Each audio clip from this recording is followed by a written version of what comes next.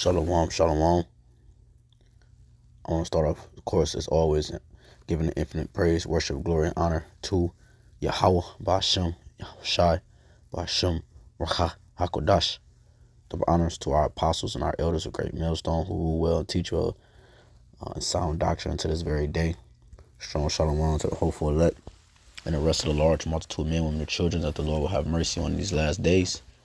Brother Kadash coming back with a quick hit.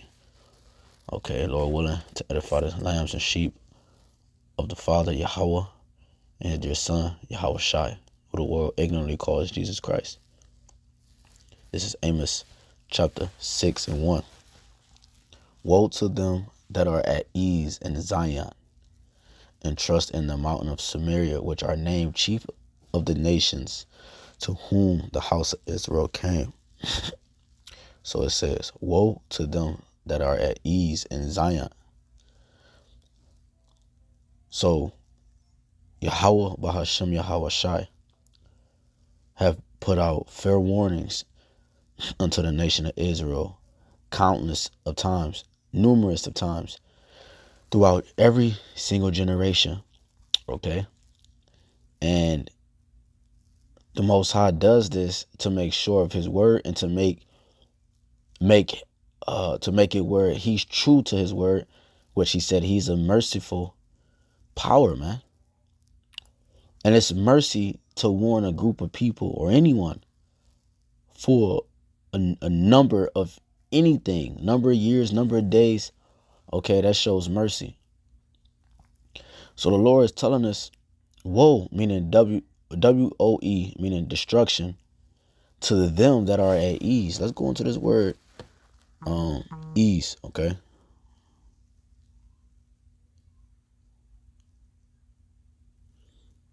All right.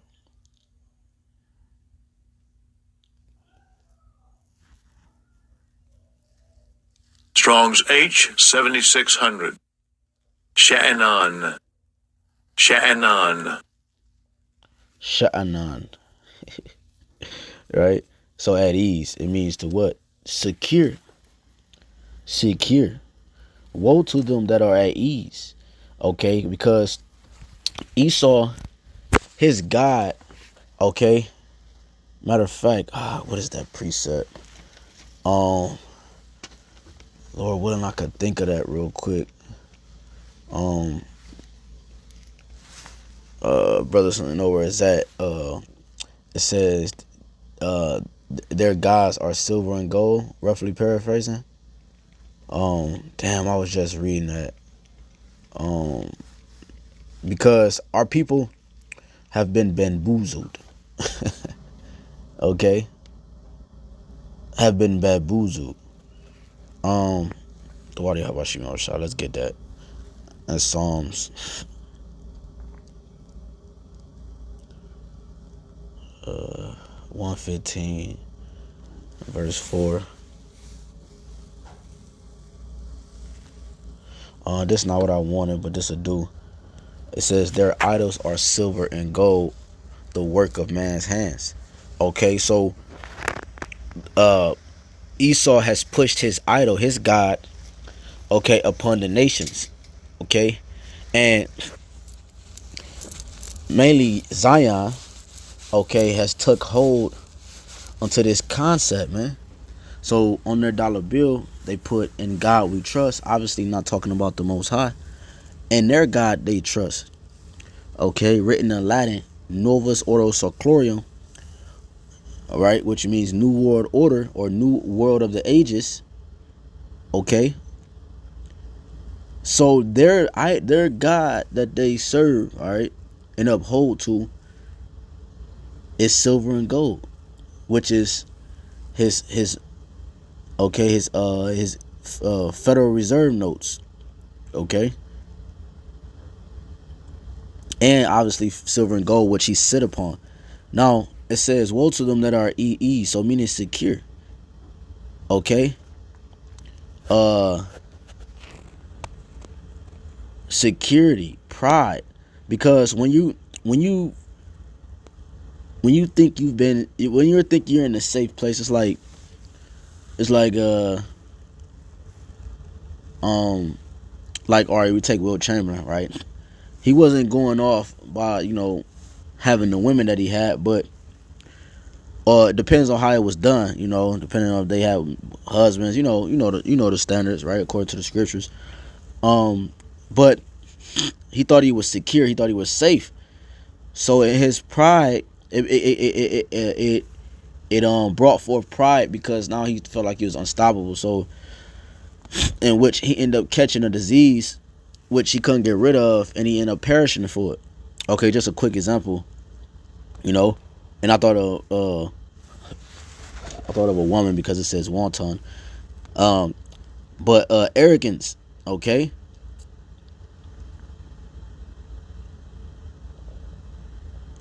Okay, arrogance, secure, which is why the scriptures tell us,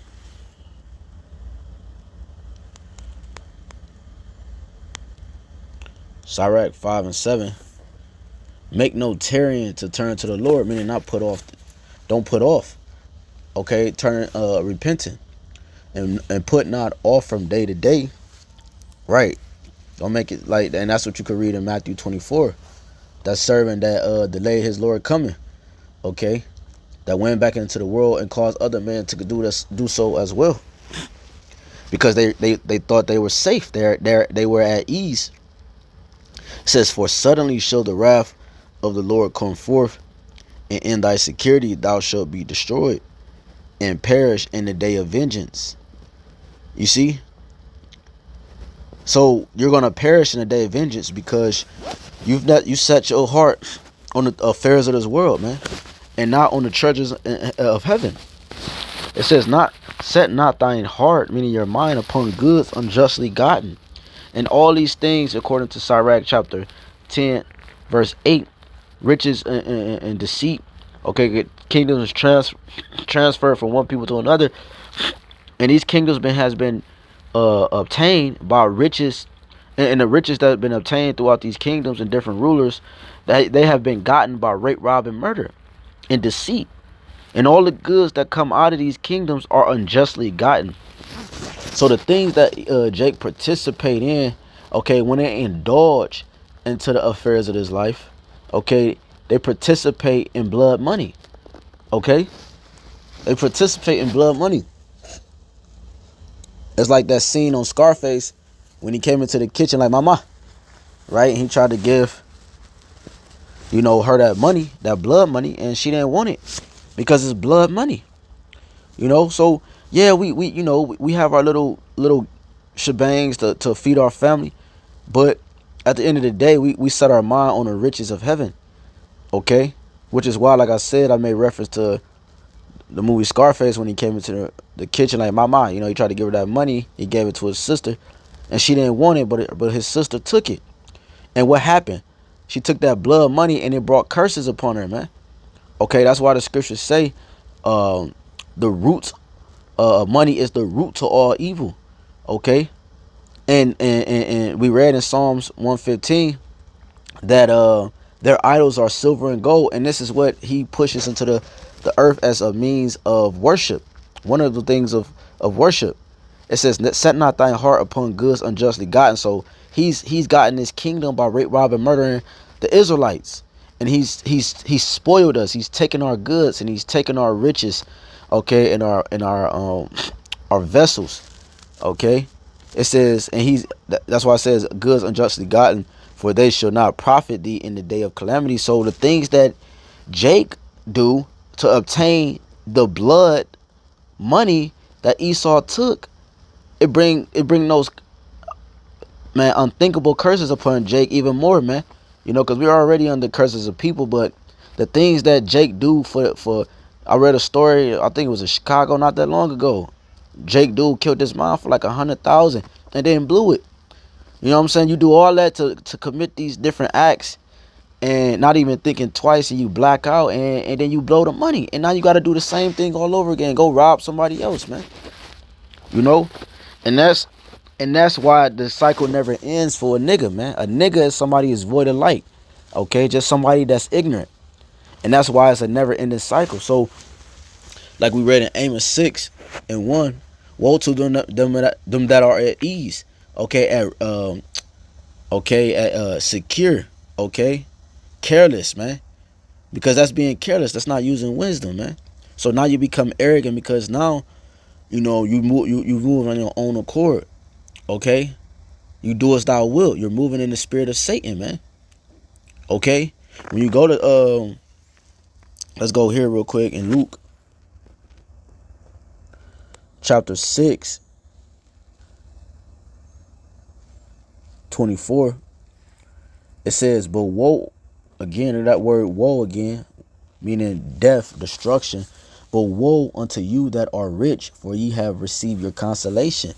Why is the Lord saying that, man? Because he's saying here, woe unto you that are full, for ye shall hunger. Woe unto you that laugh now, for ye shall mourn and weep. Because you're by not because you got brothers that got some money. You got brothers that got nice houses. Does that mean they don't have the spirit? Does that mean they don't have the spirit? That's not what that's saying. It's just the concept and the mindset that become behind these things. That's why it says money is the root to all evil. But the scriptures also has the balance where it says money is a defense.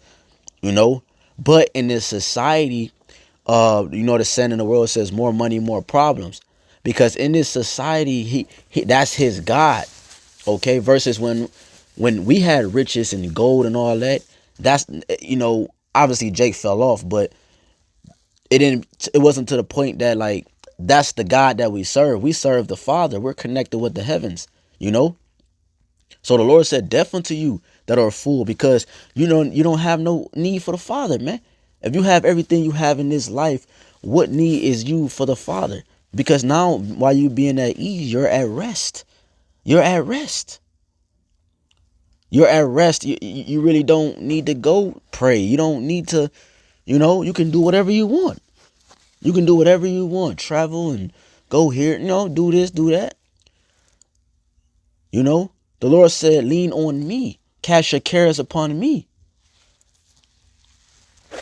When you go to what's that, James chapter 5 and 5, it says ye have lived in pleasure on the earth. Okay, matter of fact, let's see if I can get that in this. This thing be tripping, man. All right, let's see. We can type it in. All right, James 5 and 5. Oh my God, bro. Oh, that's the spirit works. All right, so James 5. I don't know why it don't work when you go live on this app, but this is James 5 and 5. Let's see if we can get this pleasure word here. Strong's G 5171. Through foul. It says to live delicately. Okay, meaning in a manner displaying fitness of texture in a very careful, finely judged manner. Right. So it says to live delicately, live luxuriously. Let's get that. Very fine, comfortable.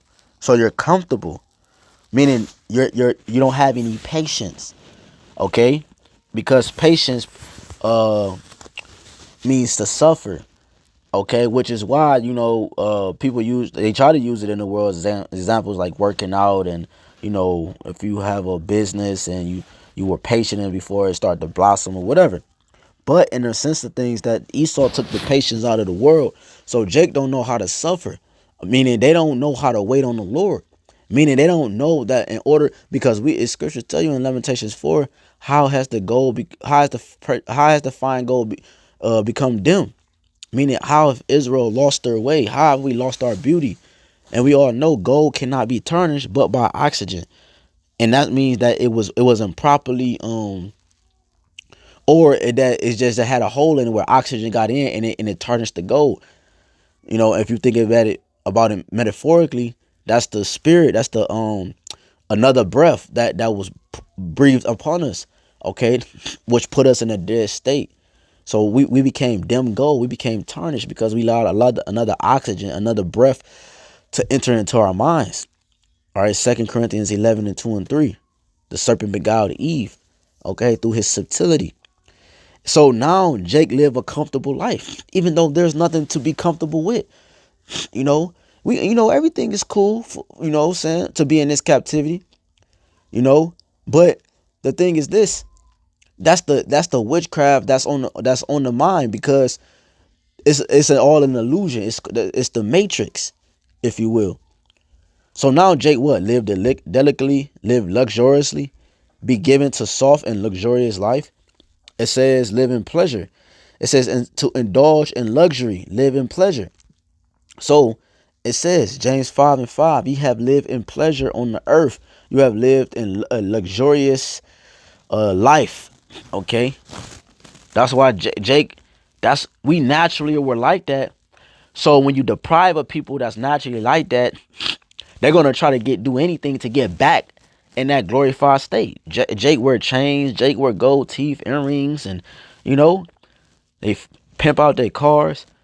But now it's not the same spirit, because now Jake, when they get those things and they do those things, they do it to flex on their brother. They do it to as they say, shit on their brother. Excuse my German. Because they live in pleasure. Now it says, James 5:5, ye have lived in pleasure on the earth and been wanton. Ye have nourished your hearts as in the day of slaughter. So woe to them that are at ease, because you have your constellation. You're full. Okay? You're not gonna be found empty when the Lord comes. So if you're full now, how can the Lord pour anything into you? If you're already full, how can the Lord feed you? How can the Lord guide you? If you're already established. You see? See, we seek a kingdom that's to come. We seek a continuing city, that can never be destroyed, where rust and moth don't corrode, where riches and glory never dim down, gold never tarnishes, where the streets are gold. You talking about a gold toilet? You know how Jake get. You talking about a gold bed frame, nigga, man. No. Man, we talking about gold, street precious emeralds, okay? And we're gonna get that real quick, matter of fact. And Hebrews. It's the book of Hebrews, chapter 13, and let's get 14, straight to the point.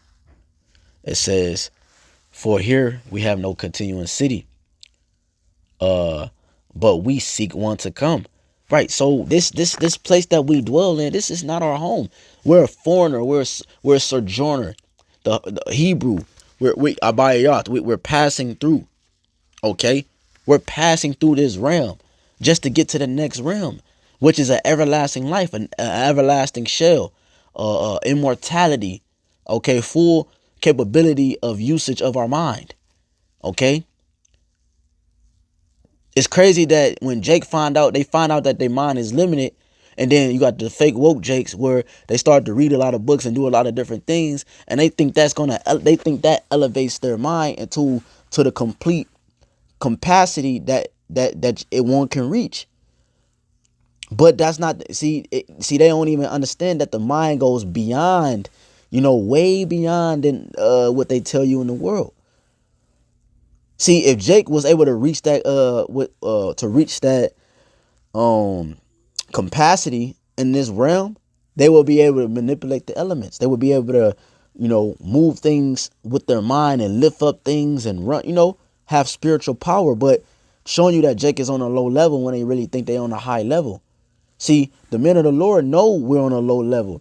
We're on a high level according to when it comes to receiving salvation and teaching the elect to be able to seal them. But we're on a low level when it comes to the things that the Lord has created us to do. So the thing, it says, Hebrews 13 and 14, for we have no continuing city, but we seek one to come. We're not at rest, man. We're the place we dwell at, Babylon the Great, huh? This place was literally set up to keep you down. To keep your vibration down, man. Proverbs 29 and 2. When the righteous are in authority, the people rejoice. But when the wicked bear rule, the people mourn. This place was literally set up for you to be in a mournful state. No matter what you increase in terms of riches or whatever, man. No matter what you try to achieve in this realm, Jake, you're never going to find happiness. So you continue that cycle and you continue to do the thing that you thought made you happy, and you dive deeper and you dive deeper to the point that no longer makes you happy. And then you hear about these actors and these rappers and all these different people going into drugs because they try another element or another avenue that try to supplement the happiness they once had, they thought they had. And then they become bugged out. You see, it's a never ending cycle. The Lord said, my people have become lost sheep. My people have forgotten their resting place. See, we rest upon the scriptures. We rest upon the wisdom, because the wisdom, which is the scriptures, which is the spirit, the word that comes from the heaven, which comes from the mind of the Father, Yahweh, is the Lord, the Messiah and King, our Savior, Yahweh Shai, man. So we lean upon them, man. And they, like it says, matter of fact, since let me get this, Psalms 119 and 105. It says, the word is a lamp unto my feet and a light unto my path. You see, so this word, Yahweh Shai, is a lamp unto our feet, man. It makes me think of that dream that I had, man. I call it a vision. The Lord told me to go live. I heard that voice in my spirit. That's the first time I ever heard of that like a thunderous voice in my spirit. I was sleeping, and it rose me up like the Exorcist, and it said, "Go live," and I rose up, But in that dream, Yahweh Shai, it was Apostle Tara's face, but it was Yahweh Shai, and everything, it was a dark around us. It was like we was floating in the dark, and every time we made a step, it was lit up. The whole pathway. Matter of fact, I think the whole pathway, I can't remember how the dream went, but the whole pathway was lit up. And Yahweh Shai, because he was standing on it, so the whole pathway was lit up. And on the right side and on the left side, it was dark, pitch black. And I was walking with him, and I was just talking to him. I'm asking him questions, and I'm picking his brain. I'm asking as many questions as I can. It was like unlimited questions. The questions that I didn't even know I could think of was being asked, and he answered every single one of them. And he walked me to the mountains, and he was constantly just talking to me and talking to me and talking to me. And I'm listening, and I just shut up and listen. And he's talking to me, talking to me. And we get to the mountains, and for some reason in my spirit, I wanted to go back. You see, and that's how Jake think. See, even if we come to the realization that we're the Israelites, and the Father sent his son to die for you, and you get redemption, and this, that, and the third, this is still not enough for Jake. They hear all his wonderful things. I'm next to Yahweh Shai. I'm standing next to him, and he's telling me what's going on, and he's telling me things I didn't know, and I'm asking questions I didn't know, and I'm being lifted, and I'm being filled, and I still had the desire to turn back. You see, showing you that this flesh is weak. So when we got to the mountain, Yahweh Shai, you know what he did? He kept talking and kept walking and kept talking and kept walking. And what I do? I turned away, and I started to go back the other way, back down the mountain. And the spirit stopped me. I had my one foot on the mountain still, and I was about to put my other foot on the ground. But there's a problem, because Yahweh Shai is not walking the path no more, meaning there wasn't no light for me to step on. So therefore, I would have got consumed by the darkness, which is what Jake do, because they don't walk with the Lord. They get consumed by the darkness. So what did the Spirit have me do? Smack myself. And I turned around, and I started to go back up the mountain. But the problem was that I went too far away from Yahweh Shai, even though he never left me, because he was talking to me. It sounded like he was right next to me, even though he started to get farther and farther away from me, to the point I couldn't even see him no more. It was just like he was talking like I was next to him, but he was next to me, showing you that he would never leave you. If he's with you, he will always be with you. And he led me up the mountain. I kept walking. I'm hearing him, and I'm wondering, like, why is he still talking if he can't even see me? But he can, because he's with you. The Spirit was with me. He said I must leave so the Comforter could come. And that's what happened as it led me up the mountain. And I was scared. I was terrified, because now I was walking by myself, it seemed like, but the Comforter was there. So in this captivity, the comforter is here with us, that's giving us knowledge, wisdom, and understanding to be able to survive this captivity, to be able to survive the witches and warlocks and the spells that Esau, Edom, the boogeyman, has cast upon our people, or trying to cast on us daily and day in and day out, and trying to keep us in that mindset. You understand? And I went up the mountain, and I got to the top of the mountain. It make me think of 2nd Ezra chapter 7. I got to the top of the mountain, and I'm telling this again for those that didn't know and haven't heard this. I get to the top of the mountain, and I have to climb over this rock that's balancing on the tip of two mountains, on the two mountains that I was looking at. One mountain I was climbing on, and there was another part of the mountain that was attached to the one mountain, but I had to climb the bridge of the shaky rock to get to the other side. And while I'm doing this, Yahweh is steady talking.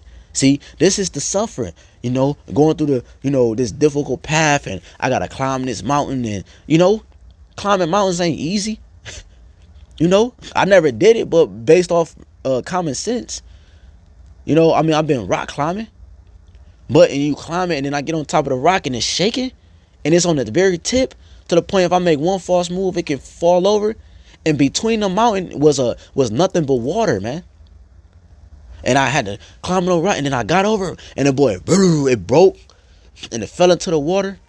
Man, terrified, but by faith, and I kept hearing his voice, which led me over to the other side of the mountain. So we have no continuing city. We seek for one to come. So thy word is literally a lamp unto my feet and a light unto my path. That's what kept me going, man. That's what kept me going. So these things that Jake is, woe to them that are at ease. Woe to them that their bellies is full. Woe to them that, don't seek the Lord, What happened to the young man, the rich man, the young rich man, huh? Matthew 19:16. It says, and behold, one came and said unto him, good master, what good thing shall I do that I may have eternal life? You see? It says, and he said unto me, why callest thou me good? See, if you listen to what I said in my dream, I wanted to go back. I actually started to go back. That's why we praying to the Lord and making haste, according to Isaiah 62. Because why? Because if we don't get out of here, if this place is not put down and righteousness is established, we will be consumed by our own thoughts. We will be consumed by the concept of Esau. He will kill us and himself. The Lord told you that in Matthew 24. That if he don't shorten the times, no flesh will be saved. But for the elect's sake, he will shorten the time. Because they were called from the beginning. It says, Matthew 19:17, and he said unto me, why callest thou me good? There is none good, but one, that is Yahweh. But if thou wilt enter into life, keep the commandments. It says, he said unto him, which? Yahushua said, thou shalt do no murder, thou shalt not commit adultery, thou shalt not steal, thou shalt not bear false witness. Honor thy father and thy mother, and thou shalt love thy neighbor as thyself. And this is talking about the Israelite man. The young man said unto him, all these things have I kept from my youth up. What lack I yet? Yahushua said unto him, if thou wilt be perfect, go and sell that thou hast, and give to the poor, and thou shalt have treasure in heaven, and come and follow me. You see, so let's stop right there, because the Lord told you to give up your possessions, to give up your comfortability, and come follow me. Letting you know that following him is not comfortable. Following him is a difficult path, but that's what it takes in order to receive that greater reward. You see, Jake is willing to put a hard work in for Esau to receive a corporate job or receive a certain promotion, but they're not willing to put that type of work and effort in towards this business, that the business that the Lord has set up. Didn't Yahushua say that? He said, woman, I'm about my father's business. This is a business. This is a family business. And we must take this family business seriously, man, or it will be ran into the ground if we let thieves and mockers and devils enter in and try to run it. So we have to upkeep to the house. We have to upkeep to the business in order for everything to continue to thrive for the younger generation to come, if you have ears to hear. And that's what the Lord is doing. It says if thou would have be, it says if thou would be perfect. See, this is if he did all that, and he said, man, look, to make you perfect, this is what you got to do. Go and sell that thou hast, and give to the poor, and thou shalt have treasure in heaven, and come and follow me. Let's find out what happened. But when the young man heard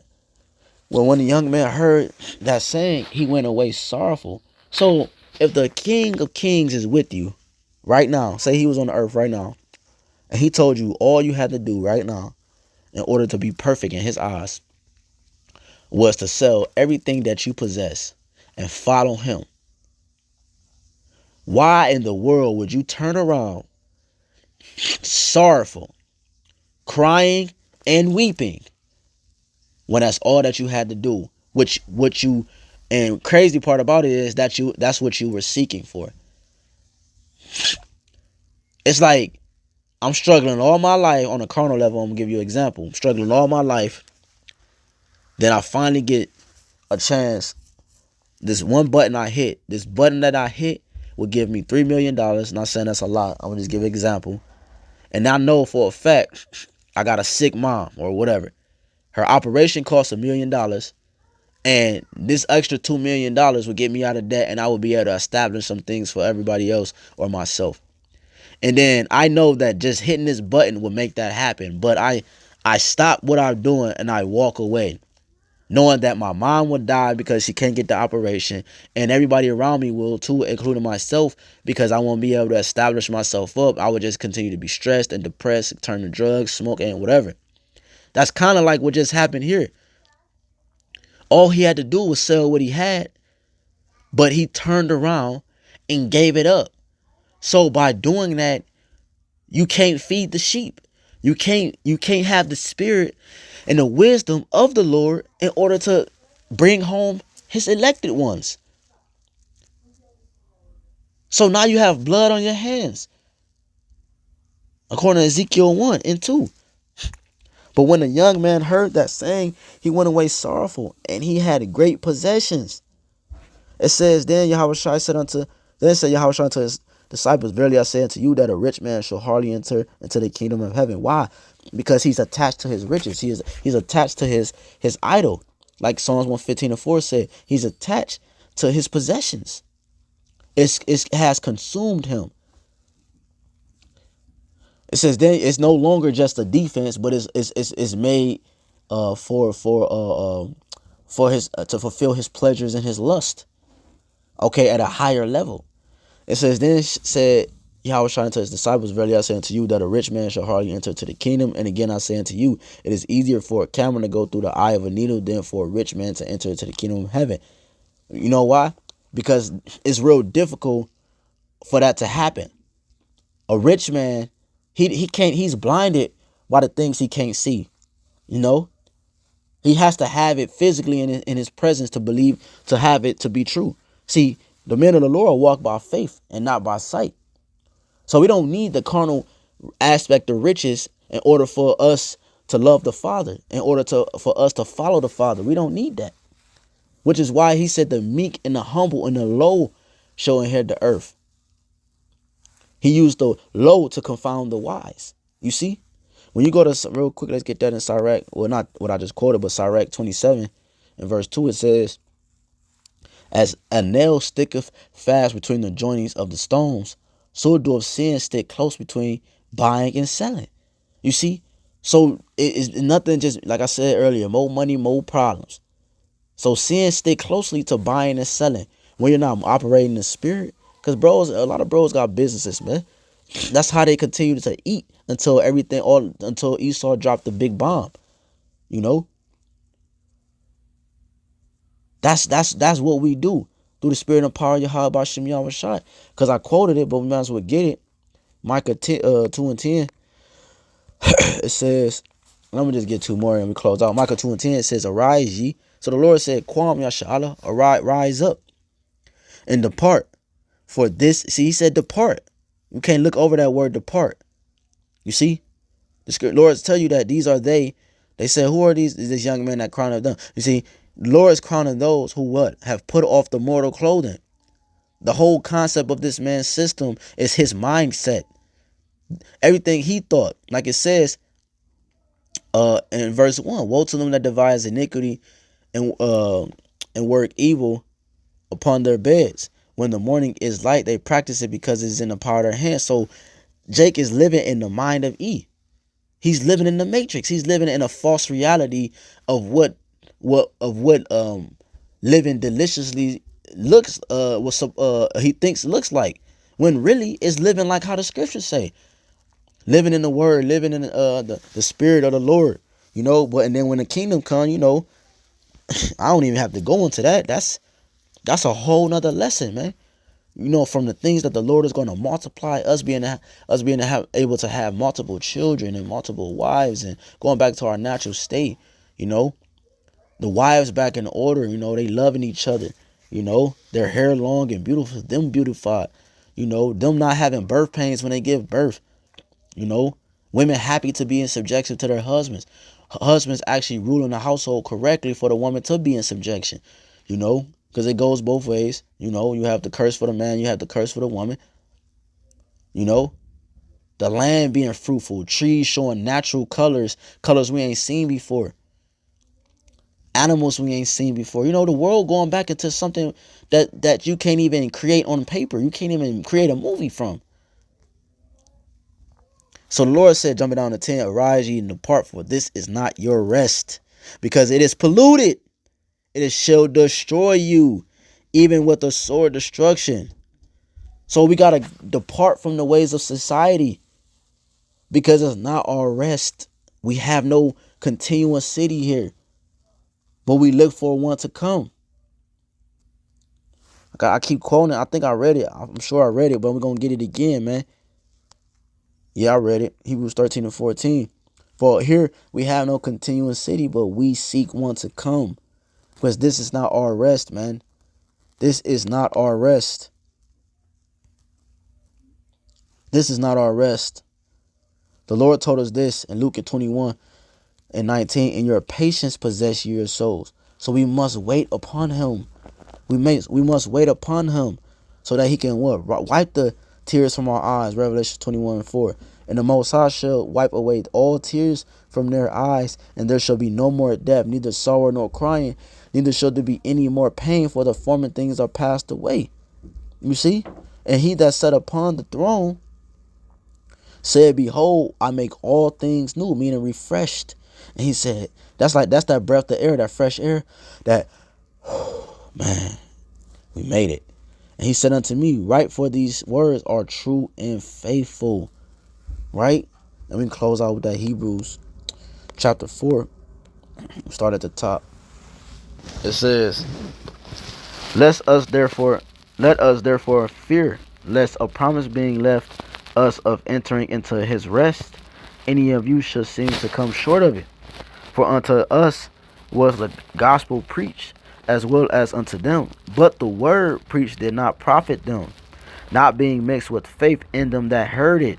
You see, because the faith established the wisdom, and we're saved through the wisdom because we had the faith. The Lord told you in Wisdom of Solomon 3 and 9 that this roughly paraphrasing, this is they that put their trust in him, okay? And because they put their trust in him, they shall understand the truth, okay? It says, for we have, Salakia 3, for we which have believed do enter into rest, because it's going to come down to the ones that have faith. The ones that really truly believe in the Lord Yahweh Shem Yahushua and what the scriptures actually teach, and not all these fairy tales and all these this bull crap that people try to come up against us with. It says, for we which have believed do enter into rest, because we have the doctrine that pushes life, that is life, because we live, and Lord willing, we are part of that number.